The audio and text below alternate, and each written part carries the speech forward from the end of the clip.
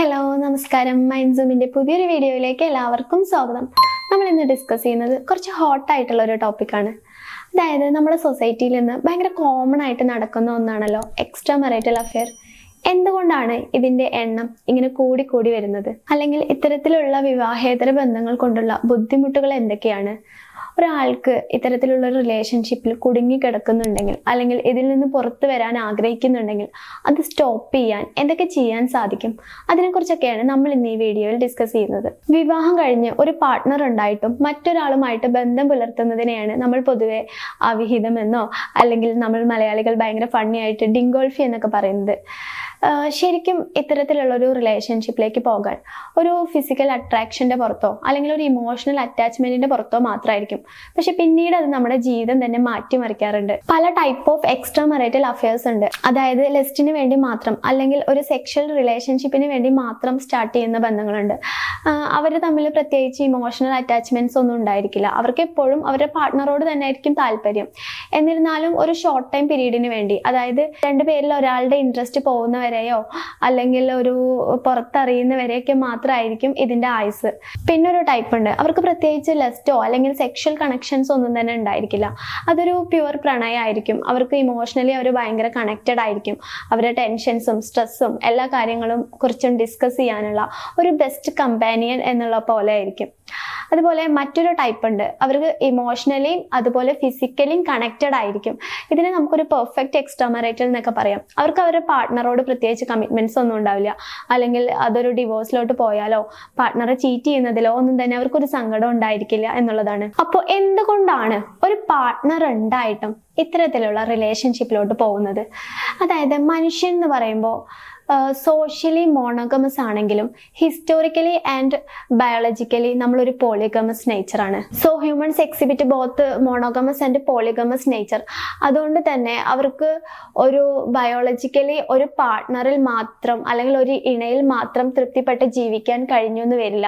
എന്നിരുന്നാലും നമ്മൾ നമ്മുടെ ഒരു സോഷ്യൽ കമ്മിറ്റ്മെന്റ്സ് കാരണം അല്ലെങ്കിൽ ഒരു ഹിസ്റ്റോറിക്കൽ ഇൻഫ്ലുവൻസ് ഒക്കെ കാരണം ഒരു പാർട്ട്ണറെ മാത്രം ഡിപ്പെൻഡ് ചെയ്ത് നിൽക്കാറുണ്ട് എന്ന് മാത്രം. പക്ഷേ പലപ്പോഴും നമ്മുടെ പാർട്ട്ണർ ഇമോഷണലി അവൈലബിൾ അല്ലാതിരിക്കുമ്പോൾ അല്ലെങ്കിൽ അവർ തമ്മിൽ ഒരു മ്യൂച്വൽ അണ്ടർസ്റ്റാൻഡിങ്ങോ അല്ലെങ്കിൽ ഒരു പ്രോപ്പർ കമ്മ്യൂണിക്കേഷനോ ഒന്നും ഇല്ലാതെ വരുമ്പോൾ, അതും അല്ലെങ്കിൽ ഒരു സെക്ഷലി സാറ്റിസ്ഫൈഡ് അല്ലാത്ത കണ്ടീഷനിലൊക്കെയാണ് പലപ്പോഴും ഇത്തരത്തിലുള്ള ഒരു റിലേഷൻഷിപ്പിലോട്ടൊക്കെ പോവേണ്ടി വരാറ്. ഒരു പുരുഷന്റെ കേസ് എടുത്താൽ അവൻ ഇത്തരത്തിലുള്ള ഒരു റിലേഷൻഷിപ്പിലോട്ട് പോകുന്നത് അവരുടെ വൈഫുമായിട്ടുള്ള ഒരു ഫിസിക്കൽ അട്രാക്ഷൻ കുറയുമ്പോഴോ അല്ലെങ്കിൽ ഒരു മടുപ്പ് തോന്നുമ്പോൾ അല്ലെങ്കിൽ സെക്ഷലി സാറ്റിസ്ഫൈഡ് അല്ലാത്തൊരു കണ്ടീഷനിലൊക്കെ ആയിരിക്കും.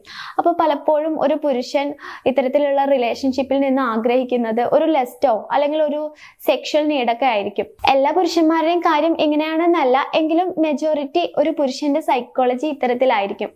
എന്നാൽ ഒരു സ്ത്രീ ആഗ്രഹിക്കുന്നത് എൻറ്റയർലി ഡിഫറെൻ്റ് ആയിരിക്കും.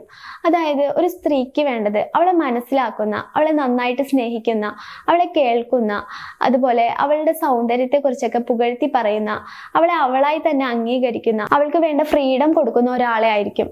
അതായത് ഞാൻ പലരും പറയുന്നത് കേട്ടിട്ടുണ്ട്, വിവാഹം കഴിഞ്ഞ സ്ത്രീ മറ്റൊരു പുരുഷനുമായിട്ട് ഇഷ്ടത്തിലാവുമ്പോൾ അവൻ അവളെ എങ്ങനെ നോക്കിയതാ, എന്നിട്ടും അവൾ മറ്റൊരാളെ കണ്ടപ്പോൾ അവൻ്റെ കൂടെ പോയി, അല്ലെങ്കിൽ അവളുടെ അത്ര സുഖത്തിൽ കഴിഞ്ഞ് വേറെ ആരും ഉണ്ടായിരുന്നില്ല, അവളുടെ അത്ര സൗകര്യം മറ്റാർക്കും ഉണ്ടായിരുന്നില്ല എന്നൊക്കെ. ശരിയായിരിക്കും, അവർ പുറമേ നിന്ന് നോക്കുമ്പോൾ ഭയങ്കര ഹാപ്പി ആയിരിക്കും, നല്ല സൗകര്യത്തിലായിരിക്കും കഴിഞ്ഞിരുന്നതൊക്കെ.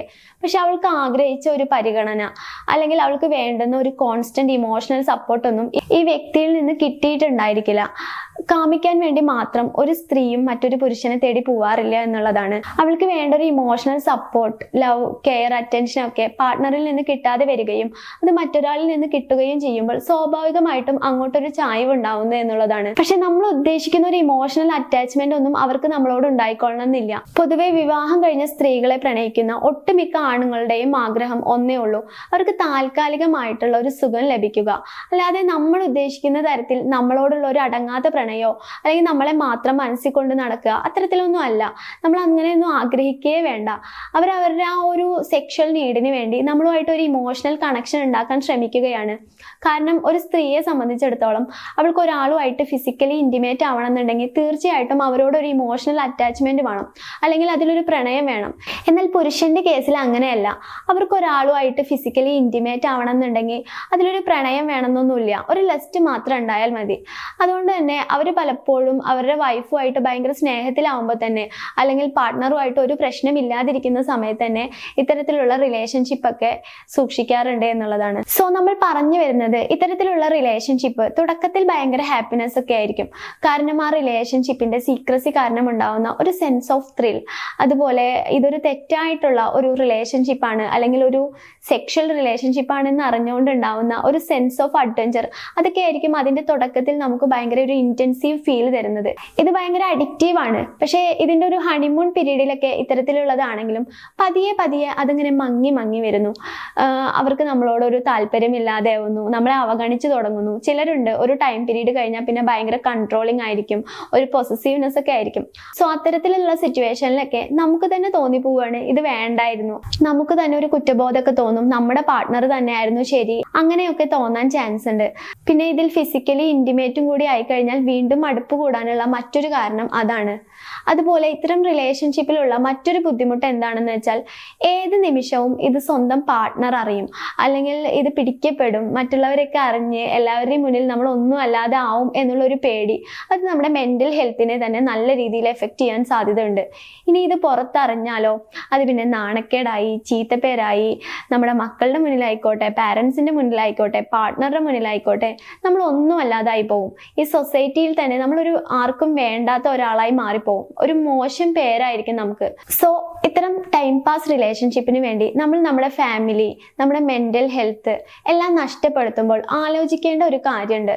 ഇതൊരു ജെനുവിൻ ആയിട്ടുള്ള റിലേഷൻഷിപ്പ് ആയിക്കൊള്ളണം എന്നില്ല, അല്ലെങ്കിൽ ഇതൊരു ടെമ്പററി മാത്രമായിട്ടുള്ള റിലേഷൻഷിപ്പാണ്, ഇതിനൊരു ഹാപ്പി ക്ലൈമാക്സ് ആണെന്ന് നമ്മൾ ഒരിക്കലും പ്രതീക്ഷിക്കരുത്. അവസാനം കക്ഷത്തിലുള്ളത് പോവുകയും ചെയ്തു, ഉത്തരത്തിലുള്ളത് കിട്ടിയതും ഇല്ല എന്നുള്ള ഒരു അവസ്ഥയിലായിരിക്കും. അപ്പോൾ ഇനി ഇത്തരത്തിലുള്ള റിലേഷൻഷിപ്പിലൊക്കെ കുടുങ്ങി ഇതിൽ നിന്ന് പുറത്തു കടക്കണം, അല്ലെങ്കിൽ ഈ ബന്ധം ഇനി അവസാനിപ്പിക്കണം എന്ന് ആഗ്രഹിക്കുന്നവർക്ക് അതിനുവേണ്ടി എന്തെല്ലാം ചെയ്യാൻ സാധിക്കും, നമുക്ക് സ്റ്റെപ്പ് ബൈ സ്റ്റെപ്പ് ആയിട്ട് നോക്കാം. ഫസ്റ്റ് സ്റ്റേജിൽ നമ്മൾ ചെയ്യേണ്ടത് ഈ വ്യക്തിയുമായിട്ടുള്ള റിലേഷൻഷിപ്പ് ഇവിടെ വെച്ച് അവസാനിപ്പിക്കുകയാണെന്ന് നമ്മൾ തന്നെ ഒരു ഉറച്ച തീരുമാനം എടുക്കുക എന്നുള്ളതാണ്. അതിനുശേഷം സെക്കൻഡ് സ്റ്റെപ്പിൽ നമ്മൾ ചെയ്യേണ്ടത് ഈ വ്യക്തിയെ ഈ കാര്യം നമ്മൾ പറഞ്ഞറിയിക്കുക.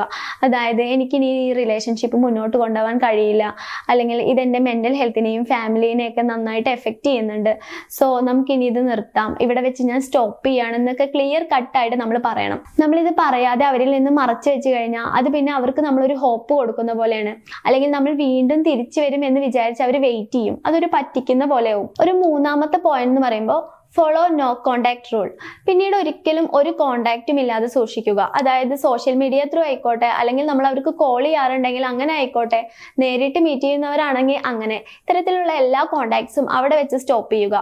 അതുപോലെ നിങ്ങളുടെ ചാറ്റ്സോ മറ്റ് എവിഡൻസ് എന്തെങ്കിലും ഉണ്ടെങ്കിൽ അതൊന്നും നിങ്ങൾ ഇനി പുറത്ത് കാണിക്കാൻ ആഗ്രഹിക്കുന്നില്ലെങ്കിൽ തീർച്ചയായിട്ടും അതൊക്കെ ക്ലിയർ ചെയ്യാൻ ശ്രമിക്കുക എന്നുള്ളതാണ്. അവരുടെ ഫോട്ടോസോ മറ്റുള്ള കാര്യങ്ങളോ, അല്ലെങ്കിൽ അവരുടെ ഓഡിയോസോ വീഡിയോസോ എന്ത് തരത്തിലുള്ള എവിഡൻസ് ആയിക്കോട്ടെ, അല്ലെങ്കിൽ നിങ്ങളുടെ ചാറ്റ് ഹിസ്റ്ററിയോ എന്താണെങ്കിലും അവിടെ വെച്ച് എല്ലാം ക്ലിയർ ചെയ്യാൻ ശ്രമിക്കുക എന്നുള്ളതാണ്.